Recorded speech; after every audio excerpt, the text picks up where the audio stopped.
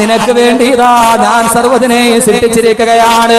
ആകാശത്തെ അല്ലാഹു സൃഷ്ടിച്ചത് നമുക്ക് വേണ്ടി, ചന്ദ്രനെ സൃഷ്ടിച്ചത് അല്ലാഹു നമുക്ക് വേണ്ടി, സൂര്യനെ സൃഷ്ടിച്ചത് അല്ലാഹു നമുക്ക് വേണ്ടി, ഈ കാണുന്ന പർവ്വതങ്ങളെ സൃഷ്ടിച്ചത് മനുഷ്യന് വേണ്ടി, ഈ കാണുന്ന സമുദ്രങ്ങളെ അല്ലാഹു സൃഷ്ടിച്ചത് നമുക്ക് വേണ്ടി.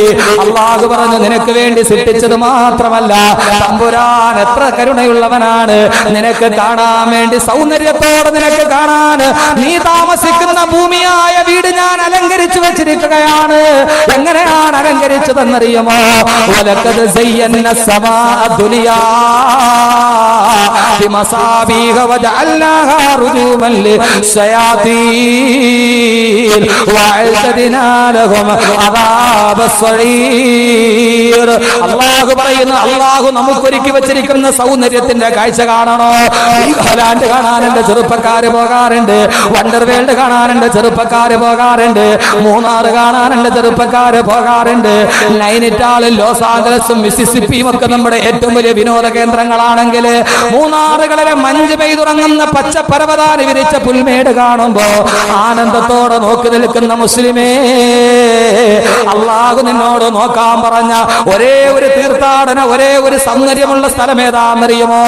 അല്ലാഹു പറയുകയാണ്, അഫലം യൻളുറൂ ഇല സമായി ഫൗകഹും.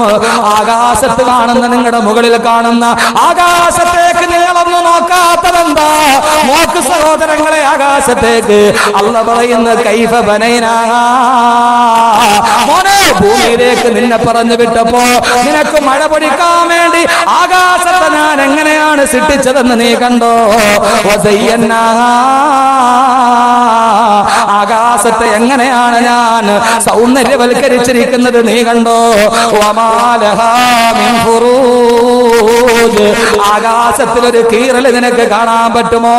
8 സെന്റിമീറ്റർ പോലും 8 മീറ്റർ പോലും വ്യാസമില്ലാത്ത ഈ കാണുന്ന കെട്ടിടത്തിന് 4 തൂണുകളാണുള്ളതെങ്കിൽ 66,66,80,000 ചതുരശ്ര കിലോമീറ്റർ വിശാല വിസ്തൃതമായ ഈ ഭൂമിയുടെ മേൽക്കൂരയായിട്ട് അല്ലാഹു ആകാശം പണിതിട്ട് ഇത്രയും വിശാലമായ ആകാശത്തെ താങ്ങി നിർത്താൻ എവിടെയാ സഹോദരങ്ങളെ ഒരു തൂണുള്ളത് നിങ്ങൾ കണ്ടിട്ടുണ്ടോ? എവിടെയാ തൂണുള്ളത്? ഞാനെന്ന് ചോദിക്കട്ടെ, ഈ കോൺക്രീറ്റ് സൗധത്തിന്റെ മുകളിൽ ഇതിന് താങ്ങാൻ പറ്റാത്ത ഭാരം വെച്ച് മേൽക്കൂരാടെ വീടില് അല്ലാഹു ആകാശം എന്ന് പറയുന്ന മേൽക്കൂരെ വെച്ചിരിക്കുകയാണ്. ആ മേൽക്കൂര താങ്ങുന്ന ഭാരം എത്രയാണെന്നറിയുമോ? ഈ ഭൂമിയേക്കാൾ 33 ലക്ഷം ഇരട്ടി പിണ്ട വലിപ്പമുള്ള സൂര്യനെ താങ്ങുന്നത് ഈ ആകാശമാണ്. ഈ ഭൂമിയേക്കാൾ സാന്ദ്രതയുള്ള ചന്ദ്രനെ താങ്ങുന്നത് ഈ ആകാശമാണ്. 10,000 കോടിയിലേറെ നക്ഷത്രങ്ങളെ താങ്ങി ആകാശം ഇത്ര നാളായിട്ട് നിൽക്കാൻ തുടങ്ങിയിട്ട് അല്ലാഹു ചോദിക്കുകയാ, മനുഷ്യ ഒന്ന് നോക്കടാ, വമാലഹാ മിൻ ഫുറൂജ്, ആകാശത്തിൽ എവിടെയെങ്കിലും ഒരു കീറൽ കാണാൻ നിനക്ക് കഴിയുന്നുണ്ടോ? അല്ലാഹു പറയുന്നു, ആരാണ് ഇതിന് തൂണ് കൊടുത്തത്? അല്ലാഹുല്ലദീ റഫഅ സമാവാതി ബിഗൈരി അമദിൻ തറൗനഹാ, നിങ്ങൾക്ക് കാണാൻ കഴിയാത്ത തൂണുകൾ കൊണ്ട് ആകാശത്തെ താങ്ങി നിർത്തിയിരിക്കുന്നത് ഞാനാണ്. എത്ര ഭാരം വന്നാലും ആകാശമെന്ന മേൽക്കൂര താരുകില്ല. ഹെയ്ത്തി എന്ന് പറയുന്ന പശ്ചിമഗോളത്തിലെ ഏറ്റവും ചെറിയത്, ഏറ്റവും വലിയ ദരിദ്രരാട്ടത്തില് 1 മിനിറ്റ് ഒന്ന് ഭൂമി കുലുങ്ങിയപ്പോ 1 കോടി മാത്രമുള്ള ജനങ്ങളിൽ 5 ലക്ഷം ജനങ്ങളുടെ വീട് തകർന്ന് തരിപ്പണമായി പോയെങ്കിൽ, മനുഷ്യന്റെ സർവ്വ സാങ്കേതിക വിദ്യകളും തകർന്ന് തരിപ്പണമായെങ്കിൽ അല്ലാഹു പറയുന്നു ആകാശം താങ്ങുന്ന വല്ലാത്ത ഭാരം എത്രയാണെന്നറിയോ? അത് പറയാൻ എനിക്കുള്ള വിവരമില്ല, അറിവില്ല സഹോദരങ്ങളെ. പക്ഷേ ഞാൻ പറയാ, നമുക്ക് മാത്രം അറിയാവുന്ന സൂര്യനും ചന്ദ്രനും ഭൂമിയും അടങ്ങുന്ന സൗരയൂഥം എന്ന് പറയുന്ന ഒരേ ഒരു ഗാലക്സി നമുക്കറിയാമല്ലോ. ദ മിൽക്കി വേ, ക്ഷീരപഥം എന്ന് പറയുന്ന ഗാലക്സിയിലെ 10,000 കോടി ഗാലക്സിയിൽപ്പെട്ട ഒരു ഗാലക്സിയാണ് സൗരയൂഥം എന്ന് പറയുന്ന. ആ പടക്കുന്ന സൂര്യനും അതിനെ ചുറ്റി സഞ്ചരിക്കുന്ന 9 ഗ്രഹങ്ങളും മാത്രമടങ്ങുന്ന സൗരയൂഥം മാത്രം ഞാൻ പറയട്ടെ, ഒരൊറ്റ 40,000 കോടി സൗരയൂഥത്തിനേക്കാൾ വലിയ 40,000 കോടി ഗാലക്സികൾ ആകാശത്തിലുണ്ട്. അതിൽപ്പെട്ട ഒരേ ഒരു സാധനത്തെ കുറിച്ചാ ഞാൻ പറയുക. ഈ ഭൂമിയുടെ വ്യാസത്തിന്റെ 100 ഇരട്ടി വലിപ്പമുള്ള 13,92,80,000 കിലോമീറ്റർ വിശാല വിസ്തൃതയുള്ള ഒരൊറ്റ 500 കോടി വർഷമാണ് സൂര്യൻ ഇതേവരെ ലോകത്തുണ്ടായിട്ട് 500 കോടി വർഷമേ ആയിട്ടുള്ളൂ. 71% ഹൈഡ്രജനും 29% വീര്യവും നിറച്ചു വെച്ചുകൊണ്ട് ഈ ഭൂമിയേക്കാൾ 100 ഇരട്ടി വ്യാസമുള്ള സൂര്യൻ, ആ സൂര്യന് ചുറ്റും സഞ്ചരിക്കുന്ന 9ഓളം ഗ്രഹങ്ങള്. അതേതൊക്കെ ഗ്രഹമാണെന്നറിയുമോ? 4880 കിലോമീറ്റർ വിസ്താരമുള്ള ബുധനും 12104 കിലോമീറ്റർ വിസ്തൃതമായി കിടക്കുന്ന ശുക്രനും 12756 കിലോമീറ്റർ വിശാല വിസ്തൃതിയുള്ള ഭൂമിയും 6787 കിലോമീറ്റർ നീണ്ടു നിവർന്ന് കിടക്കുന്ന ചൊവ്വയും 1,42,800 കിലോമീറ്റർ നീണ്ടു കിടക്കുന്ന സൗരയൂഥത്തിലെ ഏറ്റവും വലിയ ഗ്രഹമായ വ്യാഴവും അതിന്റെ തൊട്ടടുത്തായി 51,800 കിലോമീറ്റർ വിശാല വിസ്തൃതമായി കിടക്കുന്ന യുറാനസും ഏറ്റവും ചെറിയ 3000 കിലോമീറ്റർ മാത്രം വ്യാസമുള്ള യുറാനസും 49,500 കിലോമീറ്റർ വിശാല വിസ്തൃതമായ നെപ്റ്റ്യൂണും അടക്കമുള്ള 9ഓളം ഗ്രഹങ്ങളെ ആകാശം താങ്ങി നിർത്തിയിരിക്കുകയാണ്. ഇതൊന്നിന്റെ മാത്രം കണക്കാണെങ്കിൽ ഇതിനെ പോലെയുള്ള 40,000 കോടി ഗാലക്സികളുണ്ട്. ഇത്രയും ഭാരം താങ്ങി വെച്ചിട്ട് അള്ള പറയുന്നു, നോക്കടോ, നിനക്ക് വേണ്ടി സൃഷ്ടിച്ച ആകാശത്തിൽ ഒരു കീറൽ പോലും നിനക്ക് കാണാൻ കഴിയുന്നില്ലല്ലോ. മാത്രമോ വലക്കത് ഈ ആകാശത്തെ ഞാൻ നക്ഷത്രങ്ങളെ ഇടയ്ക്കിടയ്ക്ക് അടിച്ചു ഫിറ്റ് ചെയ്തിട്ട് നിനക്ക് എത്ര കാണാൻ നയനാനന്ദകരമായി ഞാൻ വെച്ചിരിക്കുകയാണ്. ഇതൊക്കെ ആർക്കാന്നറിയുമോ? മനുഷ്യ, നിനക്ക് വേണ്ടി പടച്ചതാണ്, നിനക്ക് വേണ്ടി പടച്ചതാണ്. അള്ളാഹു പറയുന്നു, നമുക്ക് വേണ്ടി അള്ളാഹു ഒരുക്കി വെച്ച അതിഥി ഗ്രഹത്തിന്റെ വർണ്ണനയെ ഞാൻ ഈ പറഞ്ഞത്. ഇതൊക്കെ അള്ള വെച്ച ആർക്ക് വേണ്ടിയാ? നമുക്ക് വേണ്ടി. എന്നിട്ട് അള്ള പറഞ്ഞു, ഇതൊക്കെ വെച്ച എന്നെ നിങ്ങൾ ആരാധിക്കുക. നമ്മളെ ഭൂമിക്ക് വേണ്ടിയാണ്? അല്ല. എന്റെ സഹോദരങ്ങളെ, മനുഷ്യനെ കൊണ്ട് പക്ഷെ ഒരു പ്രയോജനം ഇല്ല എന്നുള്ള കുഴപ്പം. വെള്ളം കുറഞ്ഞാൽ ഭൂമിയിൽ കുഴപ്പമുണ്ടാവും, ഇല്ലേ? സൂര്യന്റെ ചൂട് കുറഞ്ഞാൽ ഭൂമിയിൽ കുഴപ്പമുണ്ടാവും. ഇവിടുത്തെ ജീവികൾ കുറഞ്ഞാൽ ഭൂമിയിൽ കുഴപ്പമുണ്ടാവും. പക്ഷെ മനുഷ്യൻ എത്ര കുറഞ്ഞാലും ഭൂമിക്ക് ഒരു കുഴപ്പമില്ല. ഉണ്ടാവോ? മനുഷ്യൻ എത്ര കുറഞ്ഞാലും ഭൂമിക്ക് കുഴപ്പമുണ്ടോ? ഇല്ല. കാറ്റ് കുറഞ്ഞാൽ ഭൂമിക്ക് കുഴപ്പമാണ്, മഴ കുറഞ്ഞാൽ ഭൂമിക്ക് കുഴപ്പമാണ്. മനുഷ്യൻ എത്ര കുറഞ്ഞാലും ഭൂമിക്ക് അത്ര നേട്ടമാണ്. ഭൂമിയുടെ 4/3 ഭാഗവും മനുഷ്യൻ കാണാത്ത പ്രദേശമാണ്. നിങ്ങൾ എന്താ മനസ്സിലാക്കിയത്? 4/3 ഭാഗവും ജലവൺ, 1/4 ഭാഗം മാത്രമാണ് മനുഷ്യൻ അധിവസിക്കുന്ന കരയുള്ളത്.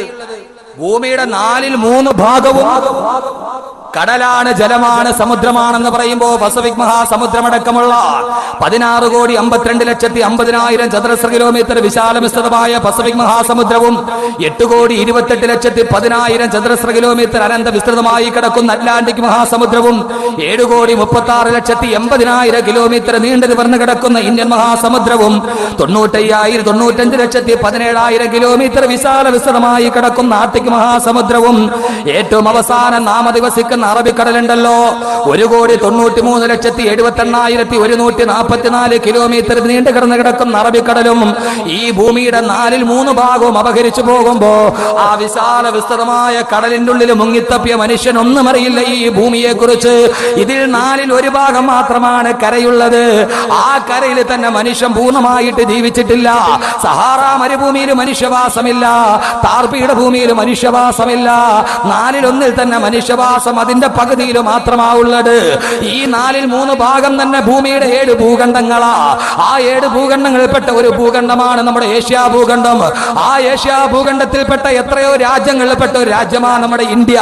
നമുക്ക് ഭൂമിയെ കുറിച്ച് അറിയാവുന്ന അറിവെന്താണെന്ന് ചിന്തിച്ചു നോക്ക്.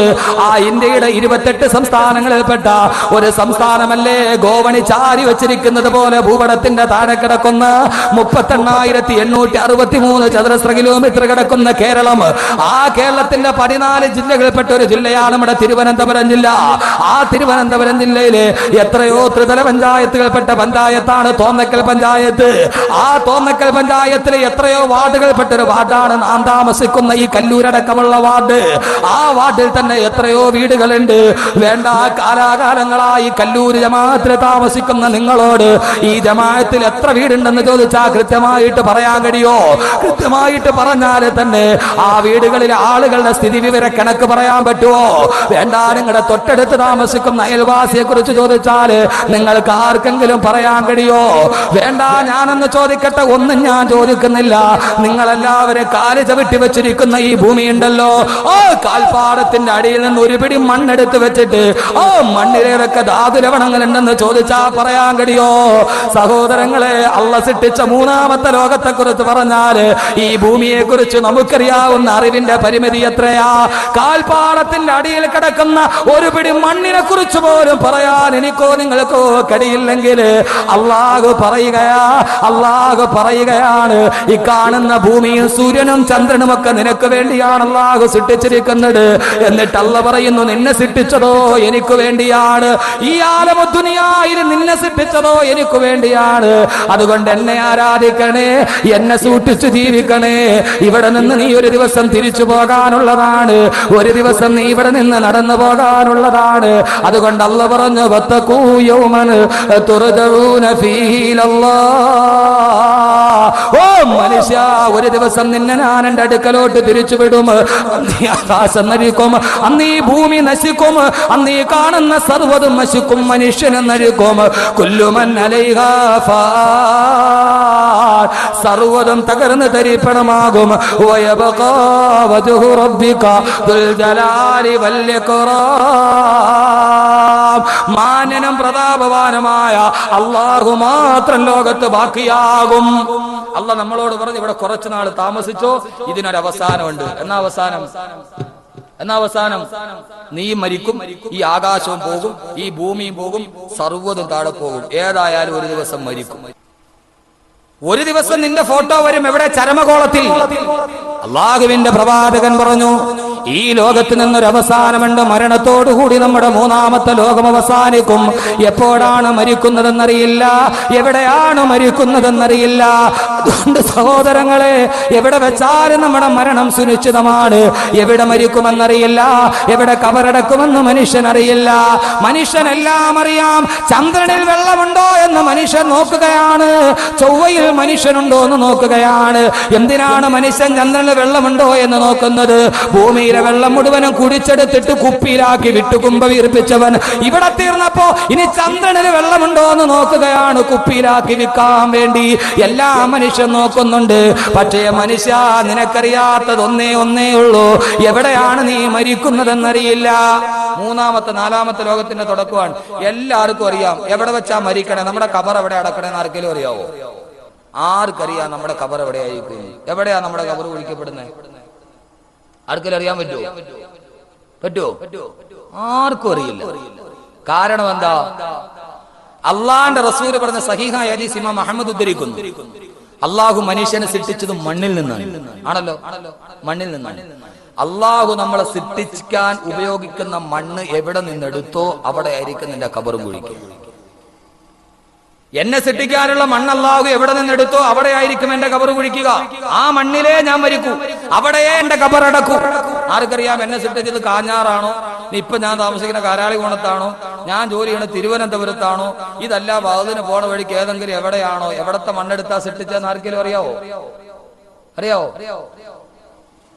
അറിയില്ല. അതുകൊണ്ട് ഈ പള്ളിക്കാട്ടിൽ തന്നെ കിടക്കാന്ന് വിചാരിക്കണ്ട. അള്ളാന്റെ റസൂൽ പറഞ്ഞതാണ്. അള്ളാഹുവിന്റെ പ്രവാചകൻ ഒരിക്കൽ മദീനയിലൂടെ കടന്നു പോകുമ്പോ അള്ളാഹുവിന്റെ പ്രവാചകൻ സല്ലല്ലാഹു അലൈഹി വസല്ലമ സഹാബാക്കൾ ഒരു സഹാബിയുടെ ഖബർ കുഴിക്കുകയാണ്. അള്ളാഹുവിന്റെ റസൂൽ ചോദിച്ചു, ലിമൻ ഹാദൽ ഖബർ, ഈ ഖബർ ആർക്ക് വേണ്ടിയാണ് കുഴിക്കപ്പെടുന്നത്? സഹാബത്ത് പറഞ്ഞു, പത്ര നബിയേ, ലിറജുലിൻ മിനൽ ഹബശ, ഹബശയിൽ നിന്ന് വന്ന ഒരു സഹാബി, അയാൾ മദീനയിൽ മരിച്ചു നബിയെ, അയാൾക്ക് വേണ്ടിയാണ് ഈ ഖബർ കുഴിക്കപ്പെടുന്നത്. ആ സമയത്ത് അല്ലാഹുവിന്റെ റസൂല് പറഞ്ഞു അത്രേ, സുബ്ഹാനല്ലാഹ്. അത്ഭുതത്തോടെ അല്ലാഹുവിന്റെ റസൂൽ അത്ഭുതത്തിന്റെ വാക്ക് പറഞ്ഞിട്ട് പറയുകയാണ്, എന്തോ ഒരു അത്ഭുതമാണ്. ഹബശയിൽ, അങ്ങ് ആഫ്രിക്കൻ ഭൂഖണ്ഡത്തിലെ എത്തോപ്യയിൽ ജനിച്ച മനുഷ്യൻ, അയാളെ കബറടക്കാനുള്ള കബർ മദീനത്ത് കുഴിക്കുന്നുവോ? അല്ലാഹുവിന്റെ റസൂല് പറഞ്ഞത് എന്താണെന്നറിയുമോ? സീക മിൻ അർളിൻ ഇലൽ അർളില്ലതി ഖുലിക മിൻഹാ, സീക മിൻ അർളിൻ ഇലൽ അർളില്ലതി ഖുലിക മിൻഹാ. അവൻ ജനിച്ച നാട്ടിൽ നിന്ന് അവനെ സൃഷ്ടിച്ച മണ്ണിലേക്ക് അല്ലാഹു അവനെ വലിച്ചുകൊണ്ട് വന്നു എന്ന് ആദരവായ പ്രവാചകൻ നബി മുഹമ്മദ് റസൂലുള്ളാഹ്. അല്ലാഹു റസൂൽ പറഞ്ഞെന്താ? അവൻ ജനിച്ച നാട്ടിൽ നിന്ന് അവനെ സൃഷ്ടിച്ച മണ്ണ് മദീനത്തെ മണ്ണാണ്. അതുകൊണ്ട് അവിടെ കൊണ്ട് കബറടക്കപ്പെട്ടു. അതുകൊണ്ടല്ലേ ചില ആളുകൾ ഗൾഫിൽ വെച്ച് മരിക്കും, മയ്യത്ത് നാട്ടിൽ കൊണ്ടുവരാൻ ശ്രമിച്ചാൽ നടക്കൂല, അവിടെ തന്നെ കബറടക്കും. അതിന്റെ അർത്ഥം എന്താ? അയാളെ സൃഷ്ടിച്ച മണ്ണ് അവിടുത്തെ മണ്ണാണ്. ഇനി കൊണ്ടുവരണ്ടാന്ന് തീരുമാനിച്ചാലും താനെ നാട്ടിലെത്തും. കാരണം അവനെ സൃഷ്ടിച്ച മണ്ണ് കല്ലൂർ പള്ളിപ്പറമ്പിലെ മണ്ണാണ്. ദുനിയാവെന്ന് പറഞ്ഞാൽ അതിന്റെ ഇടയിൽ എപ്പ മരിക്കുവോ ആ മരണത്തെ മാത്രം നോക്കി നിൽക്കേണ്ടവൻ, വേറൊന്നുമില്ല ദുനിയാവിൽ. മൂന്നാമത്തെ ലോകം കഴിയാൻ പോകുന്ന മരണത്തോടു കൂടിയാണ്. അള്ളാഹു മരിക്കുന്ന സമയത്ത് നല്ലവരായി മരിക്കാൻ നമുക്ക് തൗഫീഖ് നൽകട്ടെ. എവിടെയാണെങ്കിലും ജനിച്ച മണ്ണ് എവിടെയാണോ, പിടച്ച മണ്ണ് എവിടെയാണോ അവിടെയാണ് കബറടക്കപ്പെടുക. അതുകൊണ്ടാണ് ബഹുമാനപ്പെട്ട ഇബ്നു സിരീൻ റഹിമഹുല്ലാഹ് പറഞ്ഞത്, അള്ളാഹുവിന്റെ റസൂലിന്റെ റൗളാ ശരീഫിന്റെ വലതു ഭാഗത്താണ് അബൂബക്കർ സിദ്ദീഖിന്റെ ഖബർ, ഇടതു ഭാഗത്താണ് ഉമർ ഫാറൂഖിന്റെ ഖബർ. വല്ലാഹി പടച്ച തമ്പുരാനെ തന്നെയാണ് സത്യം, അവരെ മൂന്ന് പേരെയും അള്ളാഹു പടച്ച മണ്ണാ, തൊട്ടടുത്ത മണ്ണായതുകൊണ്ടാണ് അവരൊന്നിച്ച് കബറടക്കപ്പെട്ടതെന്ന് ബഹുമാനപ്പെട്ട ഇബ്നു സിരീൻ റഹിമഹുല്ലാഹ്. സഹോദരങ്ങളെ, സൃഷ്ടിച്ച മണ്ണ് എവിടെയാണെന്നറിയാത്ത നാം, മരണത്തിന്റെ ചൂളം വിളി കാത്തു നിൽക്കുന്ന നാം, അള്ളാഹു നമ്മളോട് പറഞ്ഞതെന്താ? സ്വർഗത്തിലേക്ക് തിരിച്ചു പോകേണ്ടവരാണ്. അതുകൊണ്ട് ഞാൻ ഈ വിഷയം ഇവിടെ അവസാനിപ്പിക്കുകയാണ്. മരണത്തോടെ നമ്മുടെ നാലാമത്തെ ലോകം തുടങ്ങുകയാണ്, ആലമുദ്ദുനിയാ പോവുകയാണ്. അതുകൊണ്ട് എപ്പോൾ മരിച്ചാലും സ്വർഗം കണ്ട് മരിക്കണേ, എപ്പോൾ മരിച്ചാലും പുഞ്ചിരിച്ചുകൊണ്ട് മരിക്കണേ. ഞാനുമൊക്കെ ചിരിക്കുന്നവരാണ്, എത്ര നന്നായിട്ട് നമ്മളിത് വർത്തമാനം കേട്ട് ചിരിക്കുന്നവരാണ്. എത്ര ചിരിച്ചിട്ടും കാര്യമില്ല സഹോദരങ്ങളെ. ഒടുക്കത്തെ ചിരി ചിരിക്കാൻ കഴിയണം, ഒടുക്കത്തെ ചിരി ചിരിക്കാൻ കഴിയണം. അതേത് ചിരിയാന്നറിയോ? ഇവിടെ വെച്ച് എത്ര ചിരിച്ചിട്ടും കാര്യമില്ല, ഒടുക്കത്തെ ചിരി ചിരിക്കാൻ കഴിയണം. ആ ചിരി ഏത് ചിരിയാന്നറിയുമോ? ഒരു സത്യവിശ്വാസിയുടെ അടയാളം എന്താന്നറിയോ? ജോ മർഗെ മോമിൻ ബാതു ഗോയം, ജോ മർഗെ മോമിൻ തബസും जो मर गए मोमिन बातू गोयम, जो मर गए मोमिन तबസും വല്ലബവേസ്ത്. ഒരു യഥാർത്ഥ സത്യവിശ്വാസിയുടെ അടയാളം നിനക്ക് ഞാൻ പറഞ്ഞു തരട്ടെയോ? ഒരു യഥാർത്ഥ സത്യവിശ്വാസി അവൻ മരിക്കുന്ന നേരത്ത് പുഞ്ചിരി അവന്റെ ചുണ്ടില് പൂത്തുലഞ്ഞു കിടക്കണം. അസ്രായീലിനെ കാണുമ്പോ അവൻ ചിരിക്കണം, അവന്റെ ചുണ്ടിൽ പുഞ്ചിരി പൂത്തുലഞ്ഞു കിടക്കണം. ആർക്കറിയാം മരിക്കുന്ന സമയത്ത് ചിരിക്കാൻ കഴിയുമോ? മരിക്കുന്ന സമയത്ത് ചിരിക്കുന്നവർ ഭാഗ്യവാന്മാർ.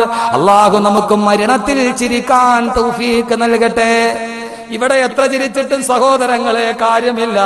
അസ്രായീൽ വന്ന് റൂഹ് പിടിച്ചു പ്രാണവേദനയിൽ പിടയുമ്പോ അസ്രായീലിനെ നോക്കി ചിരിക്കാൻ കഴിഞ്ഞാൽ അള്ളാഹു എനിക്കും നിങ്ങൾക്കും ആ മഹാഭാഗ്യം നൽകി അനുഗ്രഹിക്കട്ടെ.